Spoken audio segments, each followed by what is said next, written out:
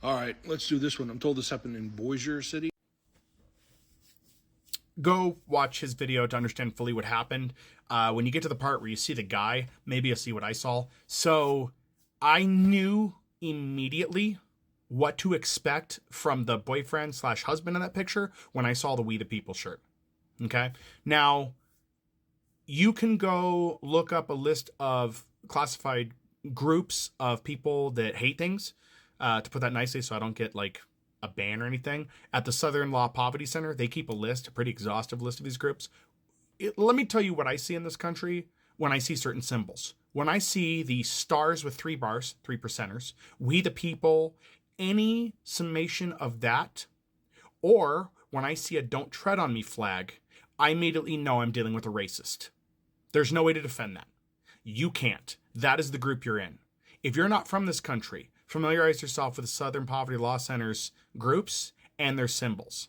If you see a truck running around with an American flag sticking out of the back, a 3%ers sticker, We the People, Don't Tread on Me, any of those things, or a flag with a thin blue line, avoid those people. They're not good. If you're a person of color from another country, stay away from those people. They're not going to be good. Maybe you might have a nice interaction, but I wouldn't count on it. Those people are generally armed too. That's the thing. We allow far too many groups in this country that have an agenda of racism and bigotry to be armed. All of those groups need to be listed, and those symbols need to be listed as symbols of hate. All of them. So it is clear. You want to support those things? And you say it's your freedom to do so, great. Then we should also have warning signs letting us know. Now, a majority of us know to look for those, but those should be things that get you profiled and get you stopped because you are promoting hate.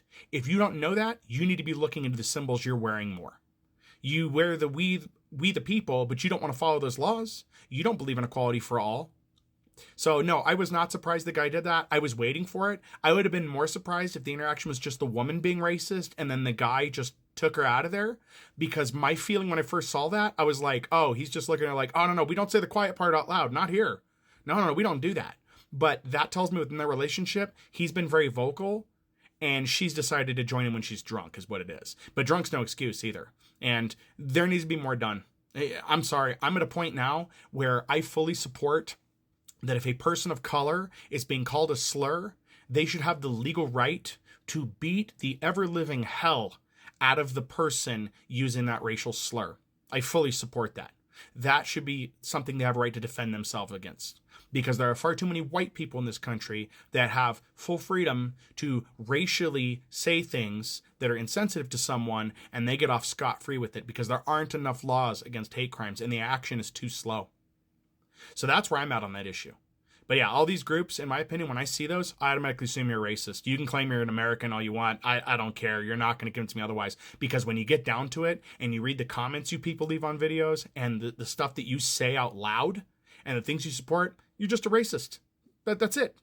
You don't give a damn about anybody's freedoms except for your own. And you also follow that doctrine of the laws are for you, not for me. I forget how that phrase goes, but yeah, you want the laws that allow the police to profile and beat people of color, but you don't want to be subject to the same things. Like, you think it's perfectly fine that if your taillight's out, an officer gives you a free pass, but if it happens to be a person of color and their taillight's out, that officer should be guns drawn pulling that person out, because a broken taillight on a person of color's car might mean drugs or something else illegal. But you and your pickup truck with so much flagrant, red flags, you should be given a free pass because, you're an American doing the right thing. No, this needs to end as well.